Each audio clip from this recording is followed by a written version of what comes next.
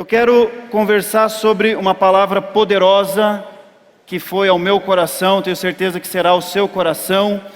O tema da palavra é como Deus me vê. Pergunte para a pessoa do seu lado, como Deus me vê? Não responda, porque eu vou responder agora, nos próximos 40, 50 minutos, eu vou dar a resposta para você. Daí no final você pode responder. Eu quero usar como texto Atos capítulo 19, versículo 15. Diz assim a palavra do Senhor: Um dia o espírito maligno lhes respondeu: Jesus eu conheço, Paulo eu sei quem é, mas vocês, quem são? Vocês, quem são? Queridos, Deus, Ele é soberano, independente do que eu acho, do que eu penso.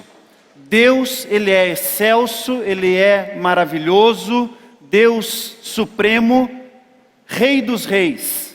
Independente se eu acho que é assim ou não, Ele é. Deus é e acabou. É assim que funciona.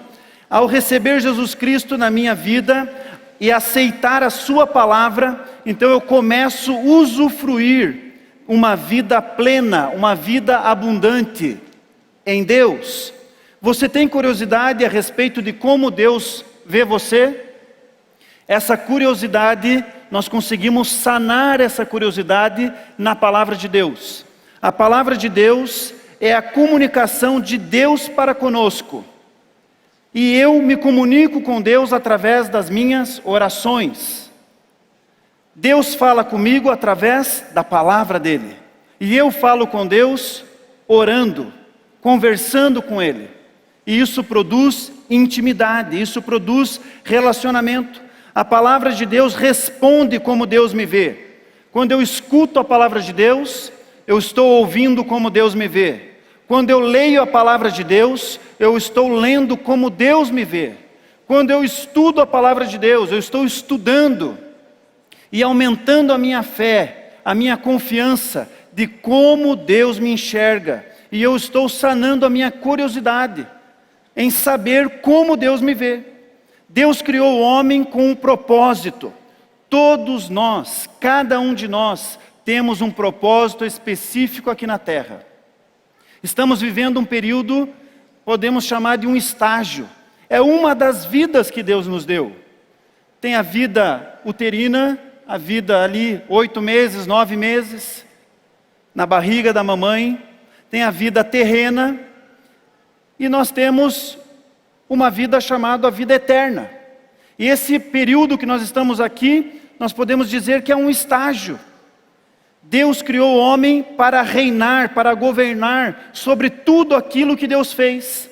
Deus fez o mar, Deus fez o ar, Deus fez a terra, e Ele colocou o homem, a sua imagem e semelhança, para Ele governar, Ele reinar. Amém? Ele me vê como rei, Ele me vê como sacerdote, Ele me vê como o seu representante aqui na terra. Quando eu estou cuidando da minha família, Ele me vê como representante dEle aqui na terra. Quando eu estou cuidando dos negócios da minha empresa, do meu trabalho, Ele me vê como representante dEle aqui na terra. Eu sou a imagem e semelhança dEle. Queridos, e para fazer isso que eu falei, governar a sua família, as finanças, as circunstâncias da vida, nós dependemos dEle. Nós dependemos desse Deus tremendo, único, excelso. Único Deus, poderoso, dependemos dEle. Há um potencial de Deus em nós para o governo. Eu quero abrir o texto de Gênesis 1, 27 e 28, diz assim a palavra de Deus: Deus criou o homem à sua imagem. Deus criou o homem, eu e você somos a imagem de Deus.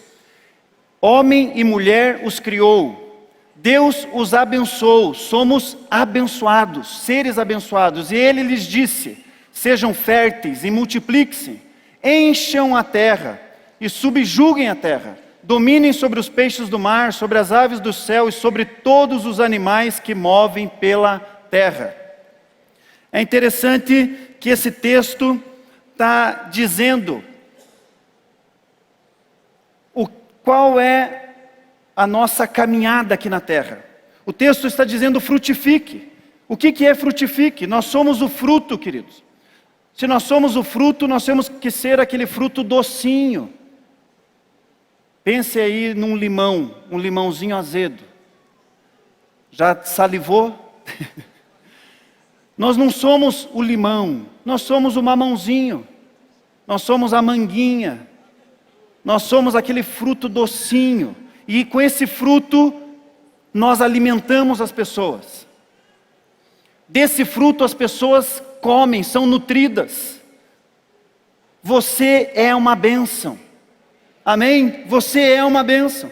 E nós fomos salvos para salvar. Nós fomos salvos para levar a salvação a outros. O texto diz, multiplique. Significa, oportunize as pessoas a crescerem. Olha quanta gente envolvida aqui no batismo, você percebeu? Nós devíamos ter aqui, queridos, mais de 150 pessoas envolvidas só na organização do batismo. Pessoas que amam pessoas, que amam servir, ser bênção na vida de outras pessoas, ali com o rodinho. A música tocando, o rodinho lá em cima, girando. Alguém viu isso? Só eu que vi. Rodinho ali girando. Pessoas ali esfregando o chão, ajudando, apoiando, conduzindo as pessoas.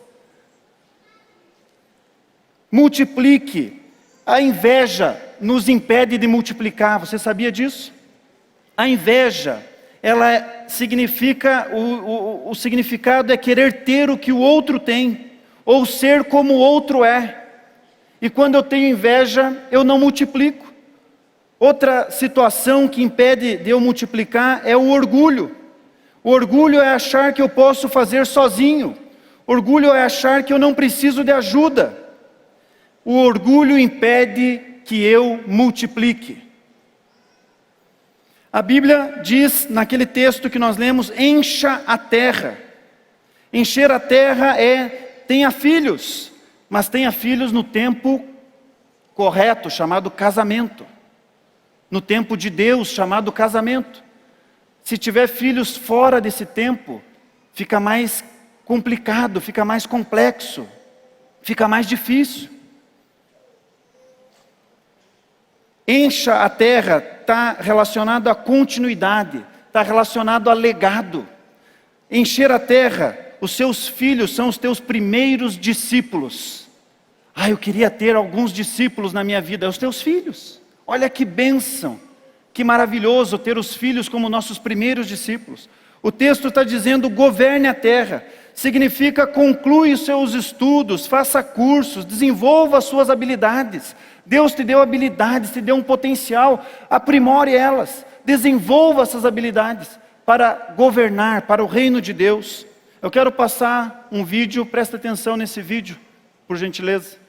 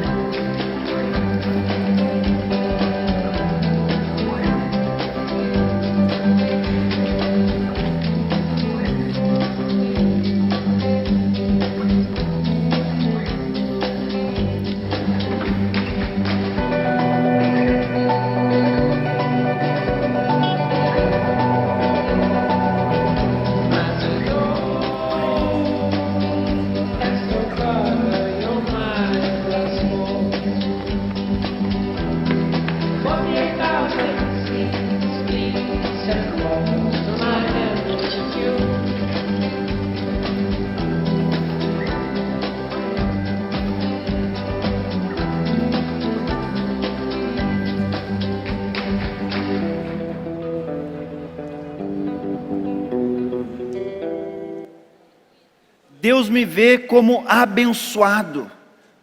Deus me vê como alguém criativo.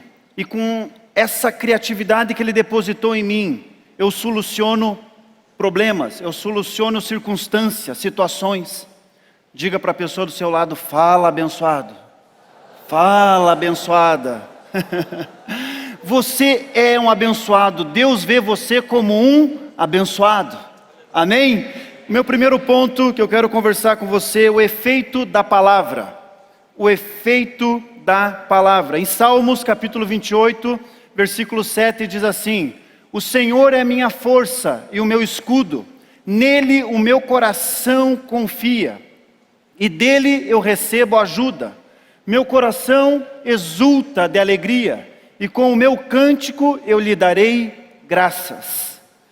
Olha que texto lindo, especial. Esse texto fala do Senhor. O Senhor é aquele que existe, o único e verdadeiro Deus.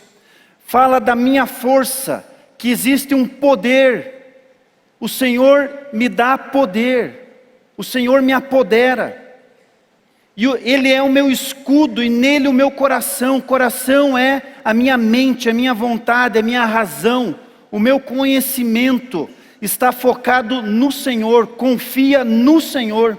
Confiança é estar seguro, sem preocupação alguma. Querido, nós somos o povo que não tem preocupação nenhuma.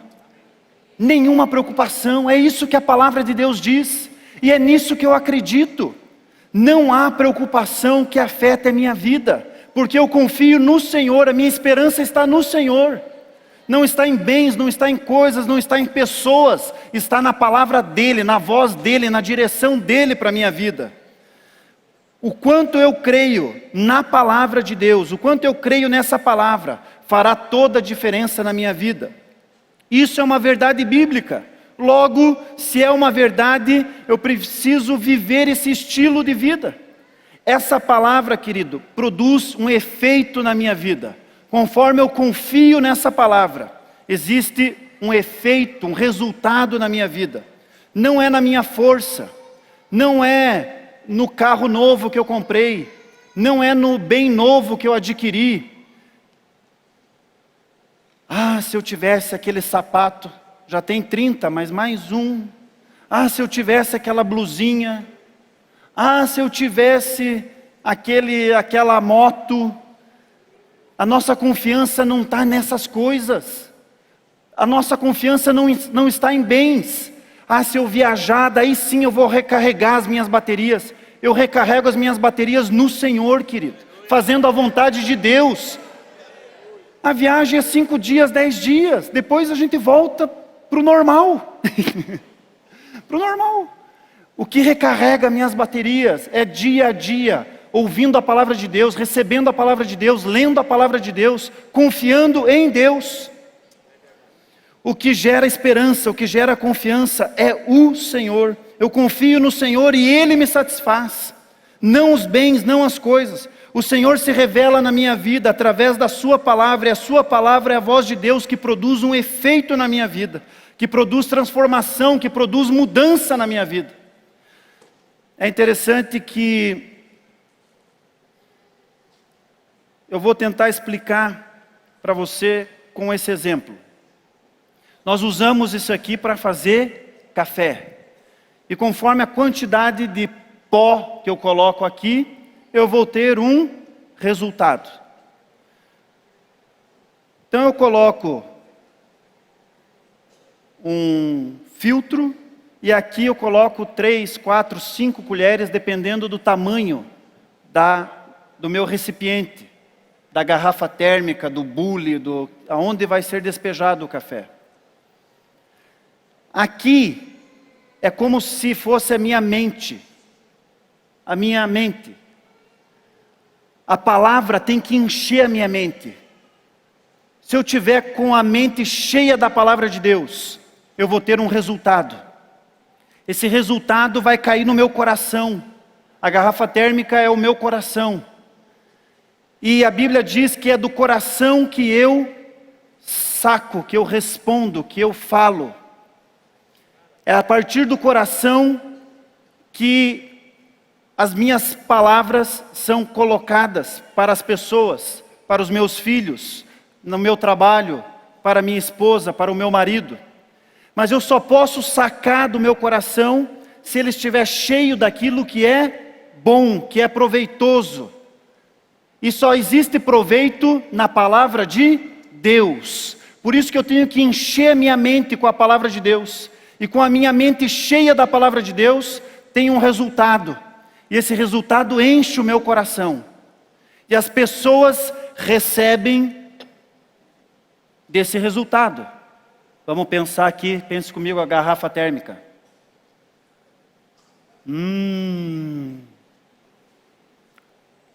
Gostoso? Pode estar fraco, pode estar muito forte, mas pode estar no ponto. O desejo de Deus é que esteja no ponto. No ponto. E eu e você podemos estar no ponto, conforme o preenchimento da palavra de Deus que é depositado na nossa mente e entra no nosso coração. Ficou claro isso, querido? Ficou claro? Amém? Então, pouco pó é pouca palavra. Pouca palavra gera dúvida. Pouca palavra gera medo. Pouca palavra gera insegurança. Pouca palavra gera pouco resultado. Mas se eu tenho a palavra de forma suficiente na minha mente, se eu tenho a palavra estabelecida na minha mente, então eu tenho paz, eu tenho alegria, eu tenho segurança, eu tenho confiança, eu tenho ousadia, porque a palavra de Deus está estabelecida na minha mente. Eu não vou ouvir o que a televisão diz, eu não vou ouvir o que o rádio diz, eu não vou ouvir o que a economia está apresentando. A economia só fala de crise, de dificuldade, de problemas, mas se eu estiver cheio da palavra, isso não entra em mim, e eu começo a viver a vida abundante que Deus tem para mim aqui na terra, nesses dias. Você quer viver a vida abundante que Deus tem para você, querido? Então se encha da palavra. Eu posso dizer para você que existe um efeito na palavra. Existe um efeito na palavra, que eu e você, como filhos de Deus, podemos usufruir desse efeito e viver dias maravilhosos em todas as áreas da nossa vida, no trabalho, em casa, com os amigos.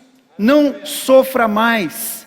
É injusto eu e você sofrermos. Queridos, palavras mentirosas me fazem perder a confiança de quem eu sou em Deus. Quando creio nisso, gera doença, gera frieza, gera estresse, baixa estima. A mentira, ela entra no meu coração através das palavras e me causa um medo. O medo distorce quem realmente eu sou. Ele se instala e me afasta de Deus, dos planos que Ele tem para mim. Palavras são sementes que frutificam na forma de pensamentos. Os pensamentos me levam à prática. Eu pratico aquilo que eu penso que é certo. Mas o que eu penso muitas vezes está fora, está diferente do que a palavra de Deus diz.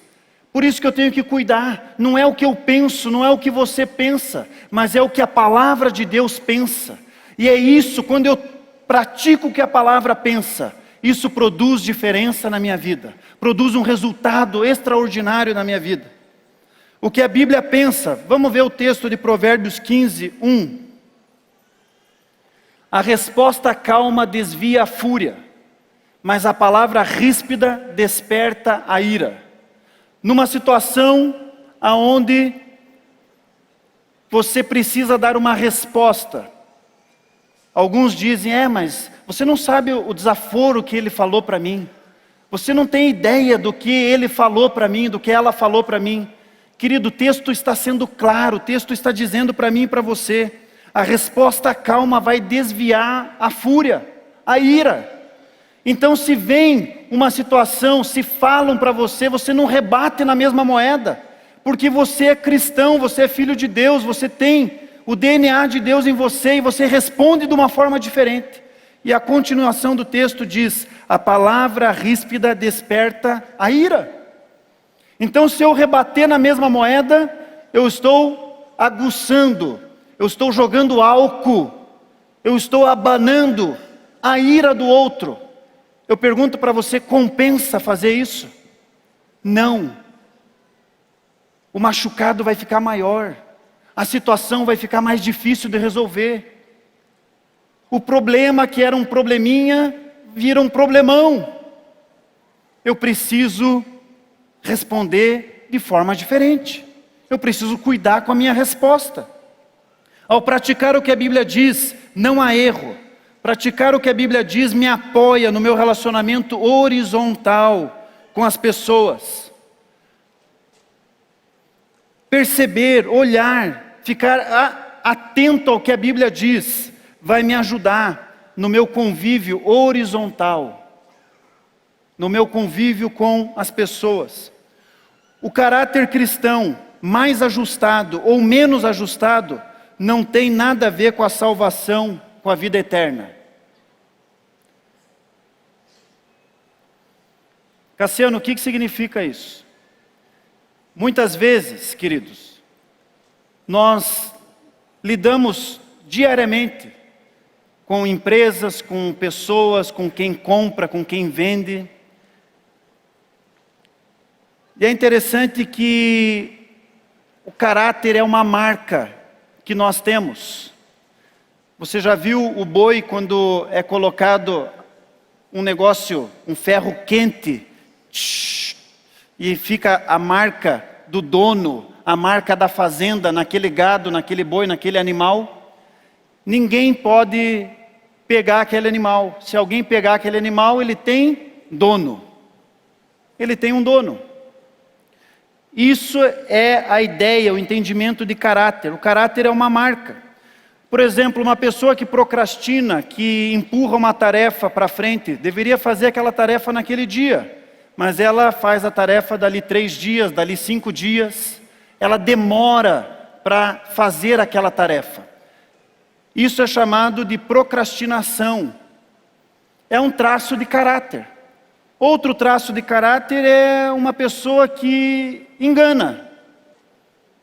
Ela vende um produto, mas não é bem aquele produto.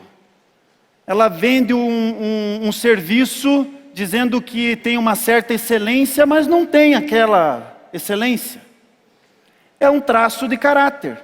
Assim como aquele que chega atrasado. Aquele que chega no horário é um traço de caráter. Aquele que chega atrasado é uma marca. Nós temos a tendência de achar que quem chega atrasado não é tão ruim quanto aquele que engana. Aquele que engana está aqui, aquele que chega atrasado está aqui. Depende da nossa formação, depende da nossa educação. Por exemplo, eu quando era bem criança ali, 4, 5 anos, os meus avós levavam eu para a praia. Eu lembro que o meu avô saía 4:30 da manhã. Escuro, escuro, frio. Falava, avô, por que sair tão cedo? Meu filho, é que se acontecer alguma coisa no meio do caminho, dá tempo de ir consertar, arrumar e chegar no horário do ônibus. E nós não vamos perder o ônibus. O ônibus era às 7 da manhã na rodoviária. Eu não lembro nunca de acontecer alguma coisa, uma tragédia. Eu lembro da gente estar lá na rodoviária 5:15, 5:20, esperar quase 2 horas. Mas era um traço de caráter, era um jeitão de lidar com relação ao horário. Ele era muito criterioso. Então, nós fazemos muitas vezes julgamento. Qual caráter é mais ajustado, qual caráter é menos ajustado. Queridos, e essa bagagem que nós levamos na nossa mochila do julgamento é uma bagagem muito pesada. Não foi feito para mim e para você. A Bíblia diz, avalie-se cada um a si mesmo. Nós não temos esse poder, não foi delegado a nós de julgar, de verificar qual caráter é mais ou menos apropriado. É interessante que no mundo horizontal nós vamos ter dificuldades com alguns traços de caráter. No relacionamento com as pessoas, no meu trabalho, na faculdade, no meu relacionamento entre marido e mulher, com os meus filhos, eu vou ter algumas dificuldades. Se eu não ajustar esse caráter, esse traço. Mas com Deus, querido, Deus me vê perfeito. Deus me vê perfeito. Diga assim: Deus me vê perfeito. Cassiano, mas se no horizontal eu vou ter dificuldade, se no horizontal eu vou ter alguns problemas, como ajustar isso? Pergunta para mim como? Saudades do nosso pastor, né? Como? Queridos, o relacionamento com a palavra, fazer a fateme, isso com certeza vai ajudar você a produzir ajustes nessas áreas que estão desajustadas. É na convivência com os irmãos de grupo familiar, participar de um grupo familiar, conviver num grupo semanalmente. Querida, na convivência, na sua casa, na sua família, isso vai produzir ajustes. Se a tua esposa chegar para você e dizer: amor, tem uma aranha marrom nas tuas costas, você vai dizer para ela: tira, por favor. Ela vai lá, bate naquela aranha e sai, você dá um abraço nela e agradece: amor, nossa, que bênção, glória a Deus pela tua vida. Que a aranha marrom, se ela pica, é grave, certo? E tem situações na nossa vida que nós não enxergamos, e que a nossa esposa, os nossos filhos querem falar, e você fica chateado, fica emburrado, se é no grupo familiar que alguém quer dizer alguma coisa, você: não, agora eu não vou ficar mais nesse grupo, vou trocar de grupo. Não, agora eu não vou ficar mais nessa escola, porque olha o que falaram para o meu filho. Ei, Deus colocou pessoas para abençoar pessoas. E se alguém está vendo alguma coisa que você não está vendo, glorifica a Deus e abraça a pessoa e diz que você ama ela. Ela está sendo um canal de Deus, bênção para a tua vida. Só que muitas vezes nós olhamos isso não com bons olhos. Como se a pessoa estivesse tirando a casquinha da ferida, né? Mexendo ali, cutucando. E queridos, não é isso. A pessoa está ali para ajudar você. Como que eu ajusto o meu caráter? Dando ouvidos ao Espírito Santo que habita em mim. Isso produzirá mudanças. Me expondo à palavra de Deus, lendo, estudando, ouvindo a palavra de Deus, isso vai produzir mudanças. No horizontal, as pessoas muitas vezes até me deixam de lado. Em algumas situações não deveria nem ser assim, querido. Somos desprezados nas relações humanas por causa do nosso caráter que está em aperfeiçoamento. Porém, com Deus não é dessa forma. O que Cristo fez por mim na cruz é muito, mas é muito mais importante do que o caráter de um indivíduo. O que Cristo fez na cruz, querido, é muito mais importante do que chegar atrasado, do que muitas vezes o engano, do que a procrastinação e tantas outras situações de um caráter desajustado.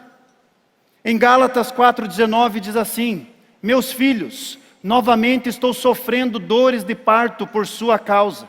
Aqui é Paulo dizendo: meus filhos, novamente estou sofrendo dores de parto por sua causa, até que Cristo seja formado em vocês. Não é na primeira vez que a pessoa ergueu a mão aqui para Jesus, que está tudo ajustado na vida dela. Isso pode acontecer? Pode. Nós queremos que aconteça? Queremos. Vai ser bom isso acontecer? Muito. Para todo mundo. Para todo mundo. Porém, muitas vezes isso acontece no processo. Isso acontece no processo. E depende do quanto eu dou crédito na palavra de Deus. Do quanto eu acredito na palavra de Deus. É isso que vai produzir diferença, transformação na minha vida. Precisamos cuidar, querido, com as palavras, dependendo da sensibilidade. Palavras são sementes e elas frutificam, dependendo da sensibilidade daqueles que a ouvem. Seja uma criança ou seja um adulto, a pessoa, mesmo adulta, ela pode receber uma palavra, agasalhar uma palavra que não foi dita de uma forma agradável, uma palavra não muito boa, e aquilo ficar na vida dela, aquela marca ficar na vida dela. É a palavra de Deus que transforma. Palavras que não são de Deus são sementes que nunca deveriam ser agasalhadas nos nossos corações. É a palavra de Deus que deve entrar, que deve ter acolhida, que deve ter solo fértil na nossa vida. A fisioterapia, ela já entendeu, alguns anos atrás, na década de 50, até então, essa profissão praticamente não existia no Brasil. O atleta, ele se machucava e ele era colocado de lado por 6 meses, quase 1 ano, às vezes até mais do que isso. Por quê? Porque ele tinha que se regenerar, ele tinha que ser restaurado, para daí sim ser aproveitado novamente. Nasce uma área do conhecimento, onde entende-se que agora a pessoa, para voltar para o jogo, para voltar na ativa, ela precisa se mexer, ela precisa se movimentar. E com esse movimento, os nutrientes do organismo, o próprio sangue leva nutrientes e ela regenera muito mais rápido, com muito mais velocidade. O que levava às vezes 1 ano encostado no banco, no departamento médico, agora em 2 meses, em 3 meses a pessoa já está na ativa. Por que que muitas vezes nós achamos que na nossa igreja, nas nossas igrejas, nós temos que colocar a pessoa no banco para ela ficar boa de novo? Deixamos ela encostada por 1 ano, 2 anos, 3 anos, querido. A pessoa, ela é restaurada na ativa. Ela é restaurada trabalhando, servindo, apoiando, e não no banco. Se uma área do conhecimento já entendeu isso, por que que a religião ainda não? Nós não somos religião, eu quero dizer para você. Nós ouvimos o que a palavra de Deus diz, entendemos o que a palavra de Deus diz, e nós fazemos o que a palavra de Deus diz. Muitas vezes a pessoa vê o irmão ali, cantando, tocando, e diz: Cassiano, ele não podia estar ali. Você sabe o que ele fez? Você não viu o que ele fez? Você sabe da história dele? Querido, essa bagagem do julgamento é uma carga muito pesada, que não é para mim e para você estar carregando ela, não vale a pena a gente carregar ela, não é para nós, não cabe a nós avaliarmos. Batizamos as pessoas, querido, aqueles que vieram para frente aqui, 10, 12 pessoas, poderiam descer hoje as águas do batismo, hoje, se elas quisessem. Não, mas tem que preparar, tem que fazer não sei o quê, tem que ter uma clareza. Aula número 1, aula número 2, aula número 3. O texto que o Ico leu, o eunuco recebeu a palavra, entendeu a palavra e pediu para Filipe: Filipe, pode me batizar? Vamos achar um rio, aonde tiver um rio nós vamos batizar você. É assim, é simples assim, é fácil assim. Nós que criamos dificuldade, criamos barreiras, criamos circunstâncias e julgamos as pessoas. Querido, é a palavra de Deus que faz com que Cristo seja formado em mim e nas pessoas. É a palavra de Deus. O ponto número 2, como eu me vejo. Como eu me vejo? Pergunta para a pessoa do seu lado: como eu me vejo? Em Mateus capítulo 12, 34 e 35, diz assim: raça de víboras, está falando com os religiosos. Como eu disse, nós não somos religiosos. Como podem vocês que são maus dizer coisas boas? Pois a boca fala do que está cheio o coração. A boca fala do que está cheio o coração. O pensamento gera uma resposta aos nossos filhos, ao nosso cônjuge, para as pessoas que estão próximas de nós. Conforme nós pensamos, é o que entra no nosso coração, e do coração colocamos para fora, do coração nós respondemos. Essa resposta tem a ver com as verdades ou mentiras que eu ouvi e deixei entrar no meu coração. Em 2 Coríntios 5,17 diz: portanto, se alguém está em Cristo, é nova criação. As coisas antigas já passaram, eis que surgiram coisas novas. Querido, você é nova criação. Você é nova criação. As coisas velhas ficaram para trás, não existem mais. Estou em Cristo, sou uma nova espécie, como se nunca tivesse existido. Sou uma nova criação em Cristo Jesus. Como é possível tornarmos uma nova criação? Aceitando a Jesus Cristo como Senhor e Salvador da minha vida. Aceitando a Jesus Cristo. 3 pessoas olham para mim todos os dias. Quais são elas? Você mesmo. Todo dia você se olha no espelho, às vezes esquece, volta, olha de novo, né? Será que ficou bom, tal? Você olha para você e sempre olhando você no presente. Sempre olhando você no presente. O adversário, o nosso inimigo, chamado de diabo, ele olha sempre para o seu passado. E ele usa às vezes pessoas próximas de nós para olhar junto com ele o nosso passado. Ele consegue criar um time de pessoas que vão estar apontando para o nosso passado. E Deus, querido, Ele enxerga como você será no futuro. E Ele vê você no presente como nova criação. Essa é a sua identidade. O passado Ele não enxerga mais. Deus não olha mais para o teu passado. Ele olha para você no presente. Quem você é no presente? Nova criação. Glória a Deus, aleluia. E como que Ele olha você? Quem você vai ser no futuro? Quem você vai ser no futuro? É assim que Ele enxerga. Interessante que na velha aliança, a velha aliança é o caderno de brochura. Lembra do caderno de brochura? Você fazia uma redação e daí a professora dizia: olha, está errado, você tem que apagar toda essa redação. Daí você ficava lá com a melhor borracha do mundo e às vezes escapava a borracha, às vezes de tanto você apagar, você até dava uma comidinha na folha. E por ser caderno de brochura, você não conseguia se rasgar, você tinha que rasgar lá do fundo ainda, perdia 2 folhas.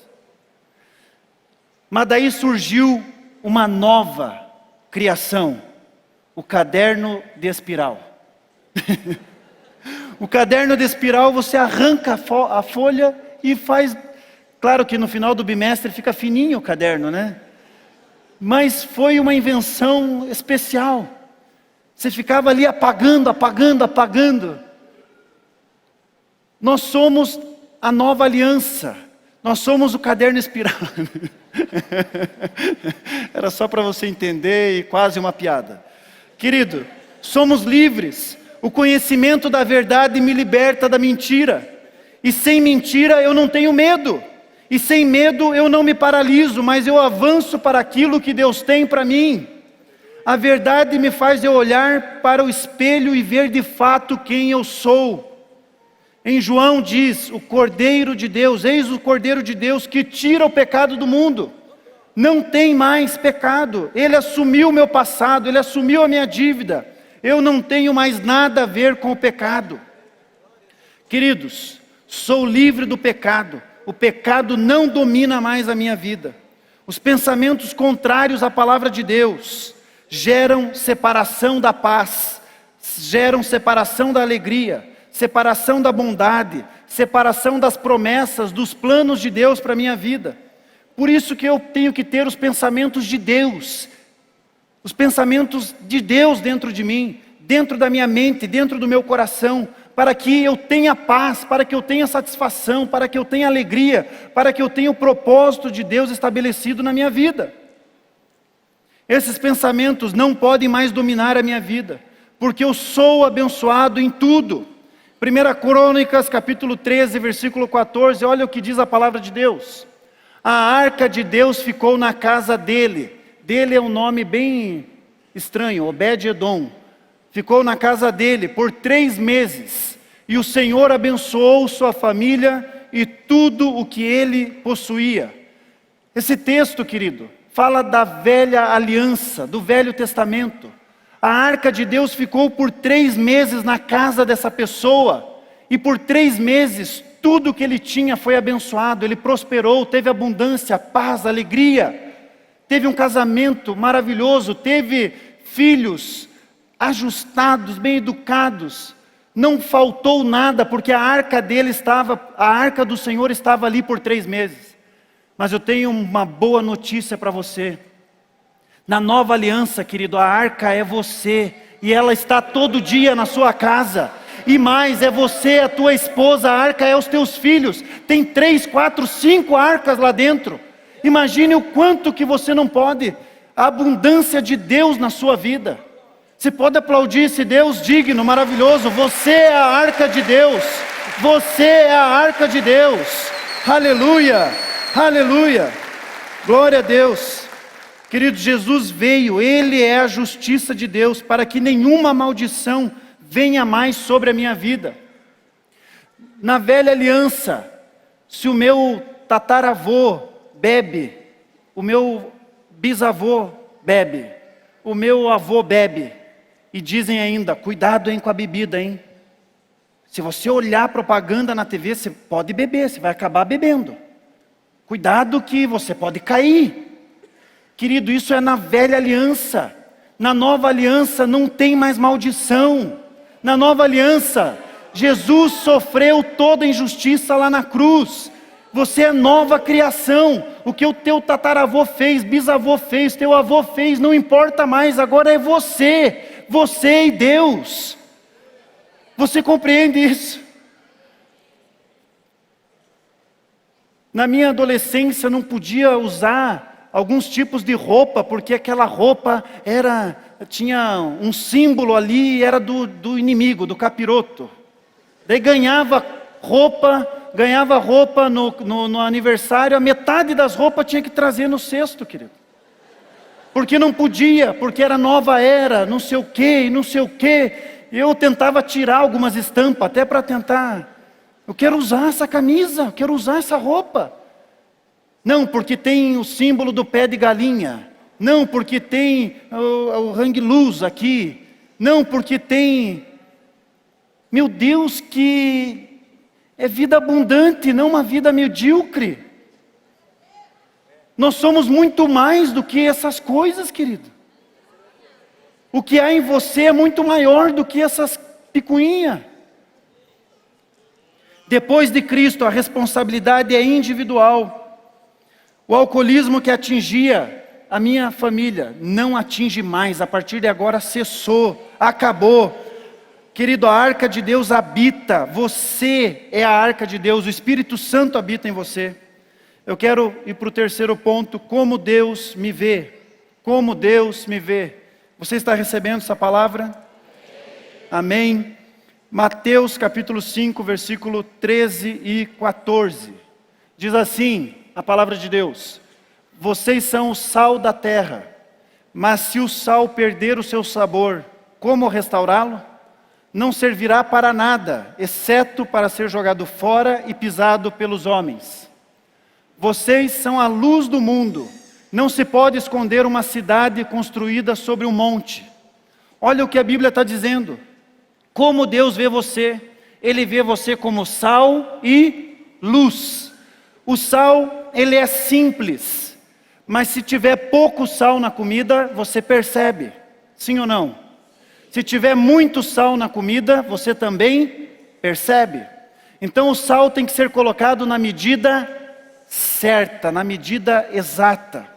É interessante que quando você vai comprar o sal, você não acha o sal muito fácil no mercado, porque ele está lá no cantinho, ele está lá na prateleira do fundinho.